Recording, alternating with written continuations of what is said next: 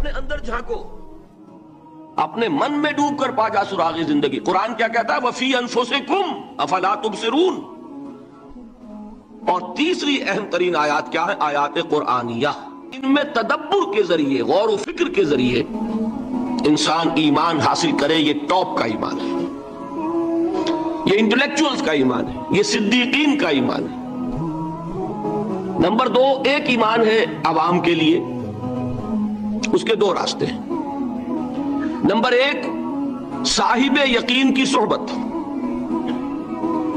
جس کے اندر یہ ایمان پیدا ہو چکا ہو، آپ اس کے قریب رہیے۔ اگر بھٹی کے سامنے بیٹھیں گے حرارت پہنچے گی، اگر آپ برف کی سل کے قریب ہوں گے ٹھنڈ پہنچے گی۔ صاحب ایمان کی صحبت اختیار کریں گے، ایمان سرایت کرے گا۔ یہ ہے عوام کے لیے صحبت۔ کونوا مع الصادقین، ان کی صحبت اختیار۔ تیسرا ذریعہ ہے جو ہمارے لیے خاص طور پر جو مسلمان پیدا ہوئے ہیں۔ اب ایک بچہ ہے 7 سال کا، آپ نے نماز پڑھنے کی عادت ڈال دی، پڑھ رہا، اگرچہ غیر شعوری عمر سے شروع کر دیا اس نے، روزہ رکھتا ہے، 9 برس کا ہو گیا روزہ رکھنا شروع کیا۔ یہ اعمال جو ہیں ان سے بھی ایک یقین پیدا ہوتا ہے۔ جیسے یقین سے عمل پیدا ہوتا ہے، ایسے ہی عمل سے بھی یقین پیدا ہوتا ہے۔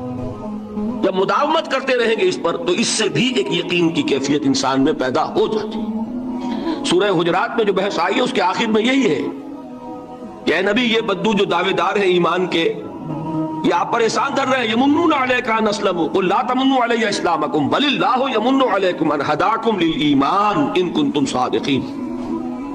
یہ آپ پر احسان در رہے ہیں کہ ایمان لے آیا، نبی ان سے کہیے مجھ پر اپنے ایمان کا کوئی احسان نہ دھرو، اپنے اسلام کا، بلکہ اللہ تم پر احسان دھرتا ہے کہ اس نے تمہیں ایمان کے راستے پر ڈال دیا ہے۔ جب اسلام پر آ گئے ہو تو عمل کرتے رہو گے، ان تطیعوا اللہ ورسولہ، اگر عمل کرتے رہو گے تو اس عمل کے ذریعے سے بھی تمہارے اندر ایمان پیدا ہو جائے گا۔ تو یہ 3 راستے ذہن میں رکھیے۔ جو عوام ہے، غور و فکر، سوچ بچار، اس کی صلاحیت نہیں یا مواقع نہیں، ان کے لیے یہ 2 راستے ہیں، یقین بذریعہ عمل اور یقین بذریعہ صحبت۔ یہاں سے اٹھا رہے ہیں لوگوں کو، بار بار یہیں آ جاتے ہیں، آپ یاد یہاں پر لیکن ان کو دقت ہوتی۔ یہاں پہ کوئی صاحب پہلے سے روک دیا کرے نا، جو بعد میں گڑبڑ ہوتی۔ تو ایک ایمان ہے انٹلیکچوئلز کا، صدیقین کا، جن کو قرآن کہتا ہے اولو الالباب الذین یعقلون، ان فی خلق السماوات والارض واختلاف اللیل والنہار لآیات لأولی الالباب، ہوش مندوں کے لیے، عقل مندوں کے لیے، غور و فکر کرنے والوں کے لیے، اصحاب دانش و بینش کے لیے ہماری کائنات میں ہماری نشانیاں ہیں۔ غور کرو اور ہمیں پہچانو، خود اپنے اندر جھانکو اور ہمیں پہچانو، اور ہماری یہ آیات جو ہیں ہمارے کلام کی، اس کی آیات جو ہیں ان میں وہ ایمان رچا بسا ہوا ہے، ان پر غور کرو، غوطہ زنی کرو۔ قرآن میں ہو غوطہ زن ہے مرد مسلمان، یہ ہے ٹاپ کا ایمان، یہ ہے اصل وہ ایمان کہ جو مطلوب ہے۔ اب باقی حضرات جو ہیں ان کے قریب رہیں گے، ایمان حاصل کر لیں گے، اور جو اعمال اللہ نے بتائے ہیں ان پر عمل کرتے رہیں گے، ایمان حاصل۔ اب دوسری بات کی طرف آئیے، نفاق سے کیسے بچا جائے، اس کے لیے بھی 3 عمل ہیں۔ پہلی چیز اور 2 چیزیں تو وہ ہیں کہ جو سورہ منافقون ہی کے دوسرے رکوع میں بیان ہوئی۔ پریونشن کیسے ہوگی، بچو گے کیسے؟ دوام ذکر، اللہ کو یاد رکھو۔ یا ایھا الذین آمنوا لا تلھکم اموالکم ولا اولادکم عن ذکر اللہ ومن یفعل ذلک فاولئک هم الخاسرون۔ دل کو غفلت میں مت آنے دو، دل غافل ہوگا شیطان کا ڈیرا بن جائے گا۔ وہ دوام ذکر میں، البتہ یہ ذہن میں رکھیے کہ دوام ذکر کا ذریعہ کیا ہے، اس میں مغالتے ہیں لوگوں کو۔ جو سب سے بڑا ذکر ہے اس کو بھولے ہوئے ہیں، اور جو تیسرے چوتھے نمبر کا ذکر ہے اس کو سمجھ بیٹھے ہیں کہ بس یہی ذکر ہے۔ سب سے بڑا ذکر، مجسم ذکر قرآن ہے۔ الذکر انا نحن نزلنا الذکر وانا لہ لحافظون۔ وہ الذکر کون سا ہے؟ قرآن۔ اسی کو فرمایا، میں نے وہ آیت سنائی تھی کہ لوگ تنزیہ کہتے تھے، یا ایھا الذی نزل علیہ الذکر انک لمجنون۔ حضور سے مخاطب ہوا کہتے ہیں فلاں جس کے اوپر کے اس کے خیال کے مطابق ذکر نازل ہوا ہے، ہم تو تمہیں پاگل سمجھتے ہیں۔ وہاں بھی لفظ کیا ہے؟ الذکر. تو معلوم کیا ہوا؟ انا انزلنا الیک الذکر لتبین للناس ما نزل الیہم. یہ الذکر ہے. تو اس سے بڑا ذکر کوئی نہیں. تلاوت قرآن، تدبر قرآن، غور و فکر قرآن کا، قرآن کو یاد کرنا. اس پر میرا کتاب چاہے مسلمانوں پر قرآن مجید کے حقوق، اب تو یہاں شاید کوئی کتاب موجود نہیں رہی ہے، اور اگر آپ کو ضرورت ہوتی ہے پاکستان سے منگا لیتے ہیں ہر شے، پڑھیے انشاءاللہ آ جائیں گی چیزیں. نمبر 2 ذکر کیا ہے؟ اقیم الصلاۃ لذکری، نماز کو قائم کرو میری یاد کے لیے. یہ ذریعہ ذکر میں وہ تو ہے ہی مجسم ذکر، اور یہ ذریعہ ذکر میں سب سے اہم ہے. یہ عملی ذکر بھی ہو رہا ہے اور قولی بھی ہو رہا ہے. سورہ فاتحہ پڑھی آپ نے، قرآن شریف کی کچھ آیات پڑھی، پھر رکوع کیا.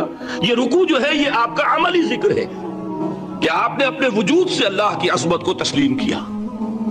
پھر آپ سجدے میں گرے، یہ آپ کا عملی ذکر ہے کہ اپنے وجود سے آپ نے اللہ کی عظمت کو اور تسلیم کیا. تیسری چیز ہے مسنون دعائیں اور مسنون اذکار جو حضور سے ثابت ہو.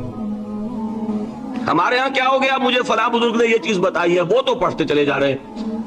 نہ قرآن سے دلچسپی، نہ اذکار مسنونہ سے دلچسپی. ادعیاء معصورہ، آپ غور کریں گے کہ زندگی کے ہر عمل کے لیے حضور کی دعا موجود ہے. صبح اٹھے دعا ہے، آنکھ کھلتے بیت الخلاء میں داخل ہونے لگے دعا ہے، نکلے دعا ہے، وضو کرنے بیٹھے دعا ہے، فارغ ہوئے دعا ہے، مسجد کے لیے گھر سے نکلے دعا ہے، مسجد میں داخل ہوئے دعا ہے.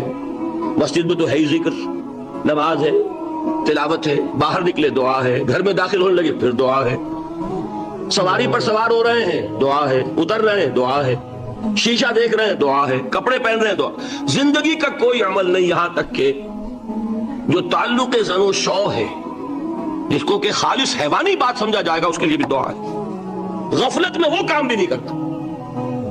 سمجھ رہے ہیں آپ؟ اب آپ غور کیجئے، اس میں کوئی اضافی وقت نہیں لگا، کوئی اضافی پوسچر اختیار نہیں کیا آپ نے، یوں بیٹھو، اس طرح بیٹھو، یوں کرو. کوئی آپ کا وقت اضافی نہیں لگا. جو کام کر رہے ہیں اور آپ اللہ کو یاد کر رہے ہیں، اور وہ اللہ کی یاد اس کام کی مناسبت سے ہے.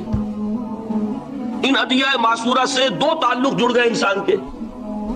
دعا کس سے کر رہے ہیں؟ اللہ سے. جڑا کہ نہیں؟ اور یہ الفاظ کس کے ہیں؟ محمد رسول اللہ کے. تو آپ کے 2 تعلق جڑ گئے. آپ اپنی جی سے گھڑ کر دعا مانگیں گے تو پہلا تعلق تو ہو جائے گا، دوسرا نہیں ہوگا. بہتر سے بہتر دعا مانگ لیں آپ.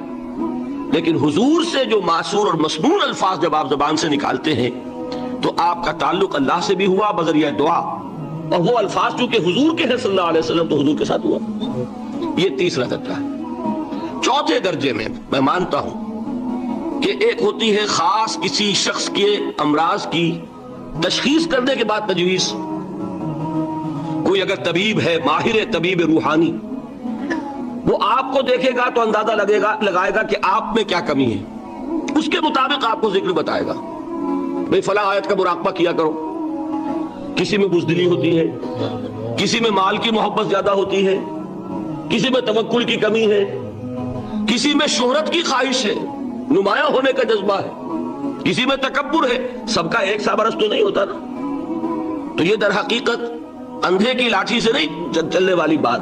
یہ تو ماہر کی کام ہے کہ وہ تجویز کرے کہ تمہارے لیے خاص طور پر ذکر یہ ہے. در حقیقت ہمارے جو یہ سلسلے تھے سلوک کے، یہ بڑے ماہر ہوتے تھے، یہ لوگ بڑے ماہر اطباء تھے. یہ جو علم نفسیات ہے اس کے ہمارے صوفیاء سے بڑھ کر کبھی کوئی عالم گزرا ہی نہیں دنیا میں. فرائیڈ کیا ہے اور ایڈلر کیا ہے اور یونگ کیا ہے، بچے ہیں. ہمارے صوفیاء اکرام نے جس طرح انسان کی نفسیات کو سمجھا اور وہ ان کی مناسبت سے تجویز کرتے تھے. لیکن اس کو رکھا جائے گا چوتھے نمبر پر. جیسے مولانا احمد علی صاحب فرمایا کرتے تھے، بھائی اس آیت کا مراقبہ کیا کرو. مراقبہ کیا مانی؟ اب ان الفاظ کو بھی ہم نے خام خواہ کچھ خاص ایک شکل دے دی. مراقبہ کیا؟ توجہ کرنا، دھیان کرنا، خاص اس آیت کے اوپر، اس کے معانی پر اپنے ذہن کو جمانا. وہ کیوں ہے؟ تاکہ آپ کے اندر جو کمی ہے اس کی تلافی اس سے ہو. لیکن یہ کہاں آئے گا؟ چوتھے نمبر پر. سمجھ گئے؟ تو نفاق سے بچنے کا ذریعہ، پریونشن کیا ہے نفاق سے؟ دوام ذکر. نہ تمہیں تمہاری اولاد، نہ تمہارے اموال، نہ تمہاری تجارت، نہ کاروبار اللہ کے ذکر سے غافل نہ کر سکے۔ پنجابی میں کہتے ہیں کہ ہتھ کارول اور دل یارول۔ کام کر رہے ہیں آپ، لیکن یہ کہ دل اللہ کے ساتھ لگا ہوا ہے، زبان تر ہے اللہ کی یاد سے۔ جو قرآن یاد ہے، گاڑی میں آپ بیٹھے جا رہے ہیں،